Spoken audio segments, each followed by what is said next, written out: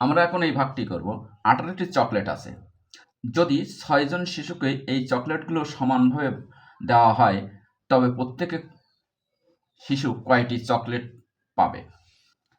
তার মানে আমরা এভাবে লিখেও করতে পারি যে 6 জনের জন্য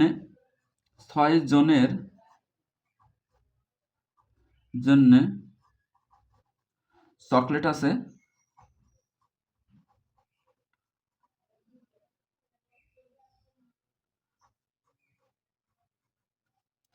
18টি। একজনের জন্য চকলেট আছে কম, তাহলে কম হলে কি করতে হয়? ভাগ করতে হয়, আর বেশি হলে গুণ করতে হয়। তাহলে 18 ভাগ 6, তাহলে আমরা 6 দিয়ে 18 ভাগ করব। 6 কে 6, 6 দুগুণে 12, 3 6 18, 3 6 18। এই যে আমাদের 3 উত্তর, মানে 3টি করে পাবে, অর্থাৎ 3টি করে পাবে।